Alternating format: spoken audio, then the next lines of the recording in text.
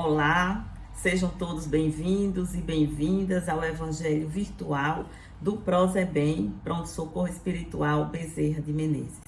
Que a paz do nosso Mestre Jesus nos envolva nesse instante, nos proporcionando momentos de reflexão e estudo sobre o teu Evangelho. Meus amigos, é uma alegria estar aqui e eu trouxe hoje para a nossa reflexão uma parte do capítulo 18 do Evangelho segundo o Espiritismo, que trata de muitos os chamados, poucos os escolhidos. E para fazer a nossa prece, para a nossa ambientação psíquica, eu vou ler o último parágrafo do item 9 deste capítulo, que diz o seguinte: as palavras de Jesus são eternas porque são a verdade. Não somente a salvaguarda da vida celeste, mas também o penhor da paz, da tranquilidade e da estabilidade do homem entre as coisas da vida terrena. Eis porque todas as instituições humanas serão estáveis como a casa construída sobre a pedra. Os homens as conservarão porque nelas encontrarão a sua felicidade. Mas aquelas que se apoiarem na sua violação serão como a casa construída sobre a areia. O vento das revoluções e o rio do progresso as levarão de roldão. Vamos unir essa parte do Evangelho segundo o Espiritismo com o Sermão do Monte, que está narrado no Evangelho de Mateus, que é justamente no capítulo 7, a partir do versículo 7 até o versículo 27, Jesus faz diversas advertências para nós. E no final dessa perícope, ele vai justamente falar sobre essa casa que devemos construir sobre a rocha. Então, sobre isso nós vamos hoje refletir um pouco.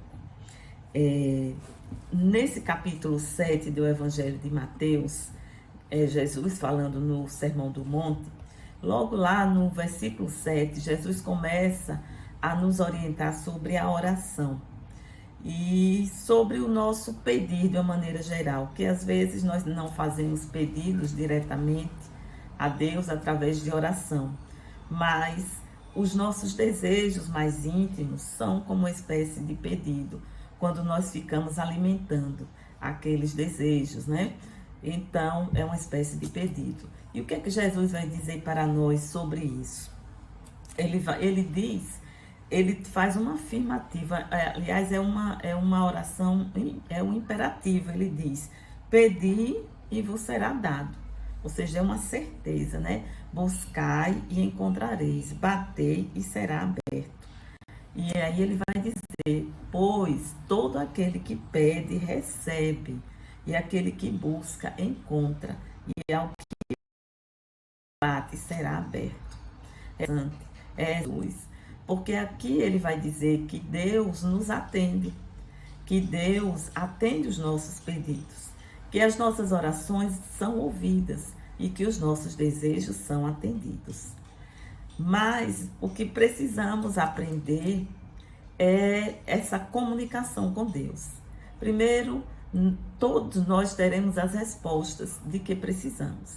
Muitas vezes as respostas não são de acordo, não vêm de acordo com o que a gente pediu exatamente, mas são respostas.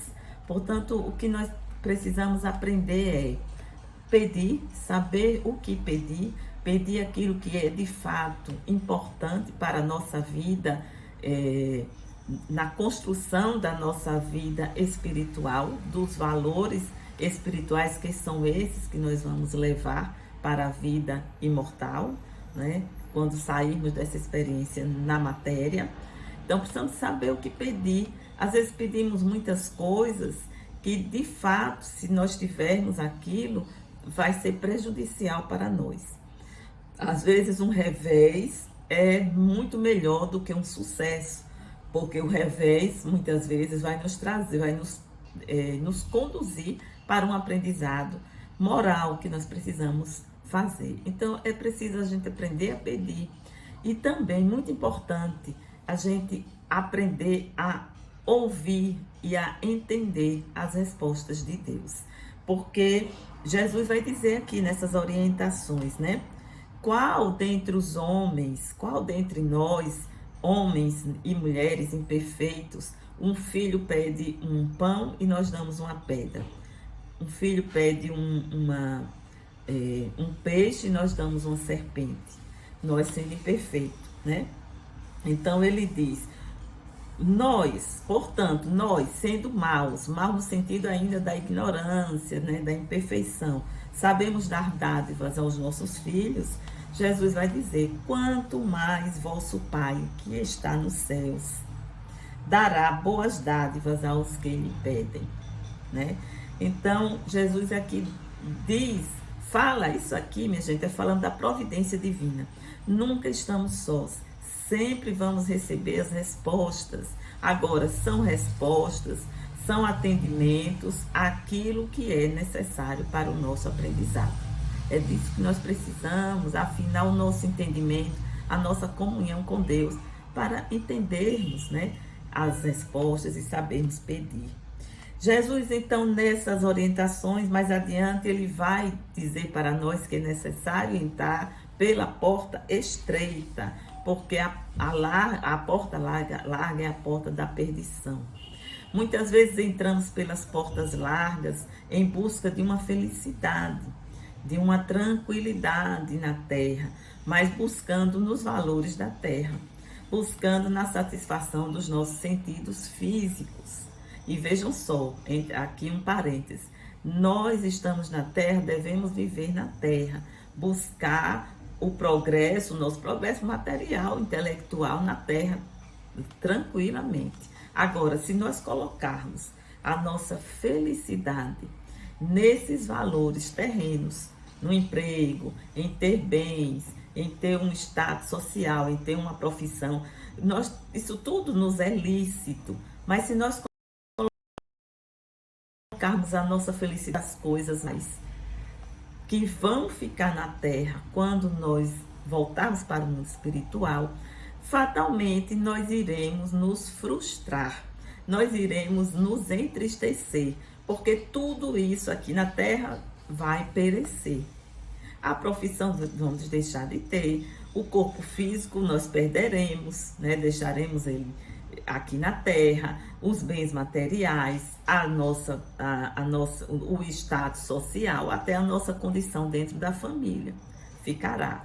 Portanto, quando Jesus diz entrai pela porta estreita, é porque muitas vezes precisamos renunciar aos nossos desejos inferiores, aos nossos desejos mais infantis, em busca dos valores espirituais.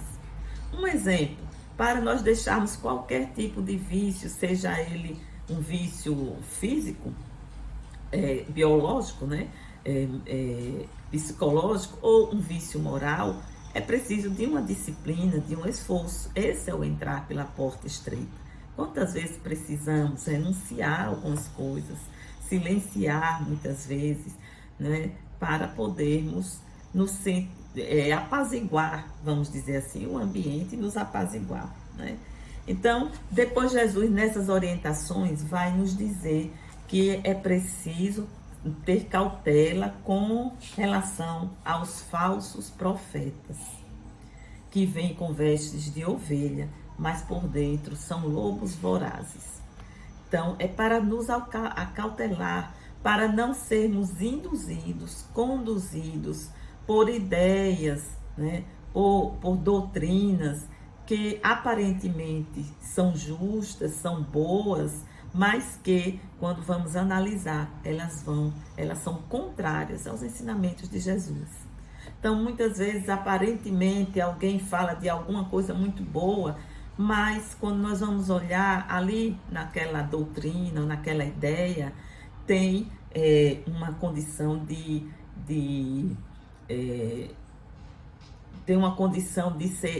não ser fraternos com todas as pessoas, de segregar pessoas, de termos preconceitos ou de sermos violentos para impor, onde tem uma imposição pela força bruta, né? Então é preciso estar atentos quando ele diz, que Jesus diz, os falsos profetas.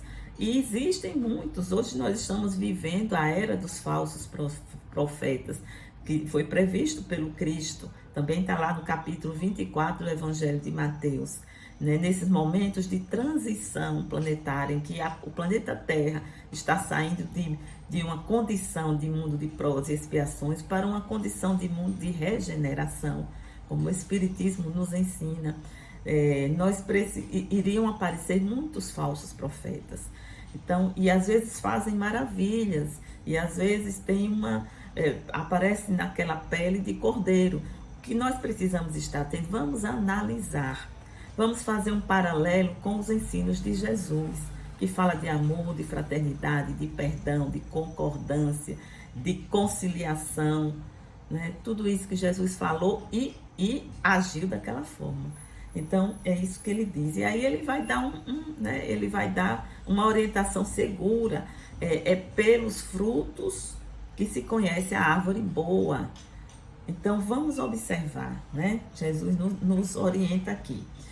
Então, ele, depois que fala essas coisas, ele vai dizer, nem todo aquele que me diz Senhor, Senhor, entrará no reino dos céus.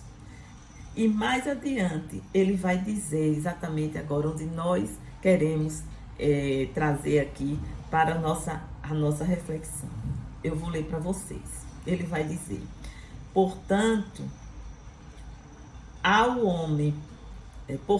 todo aquele que ouve estas minhas palavras e as pratica, está comparado ao homem prudente que edificou sua casa sobre a rocha.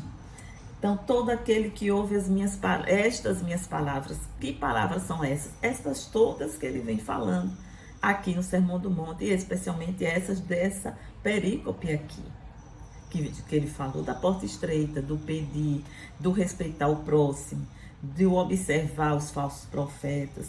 E aí ele diz, o homem prudente, quando ouve e pratica essas palavras, ele edificou a casa sobre a rocha. Né?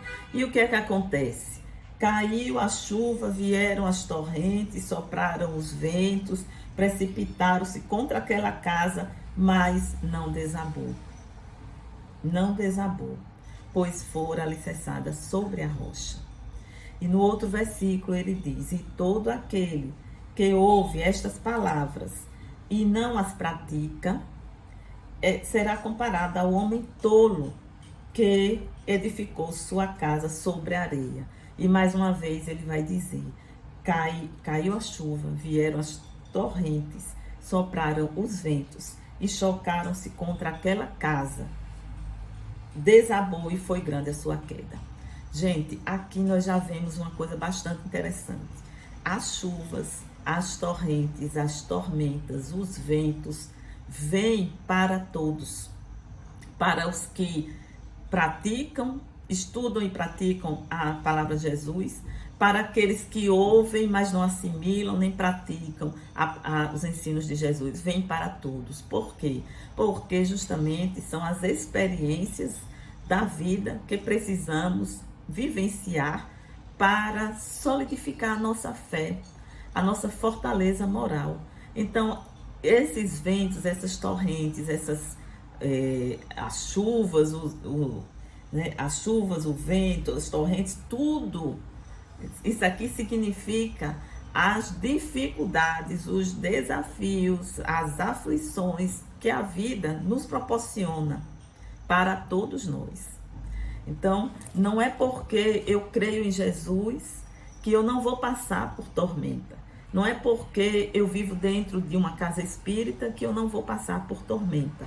Ou dentro de uma igreja católica, de um templo budista, de um templo evangélico, que eu não vou passar por tormentas. Não, vou passar sim. Todos nós passaremos para o nosso aprendizado do amor, da tolerância, do perdão.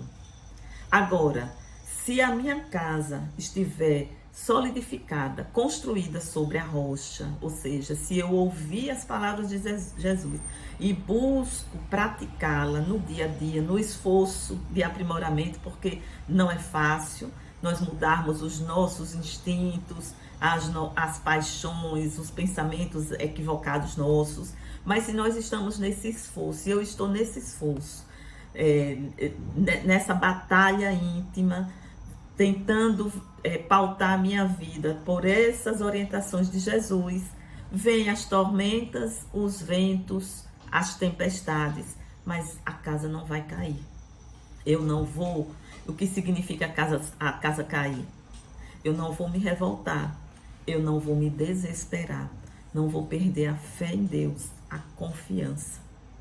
Não vou deixar de ser fiel a Deus e ao Cristo. É nesse sentido, meus irmãos, é nesse sentido que essa lição que Jesus nos dá.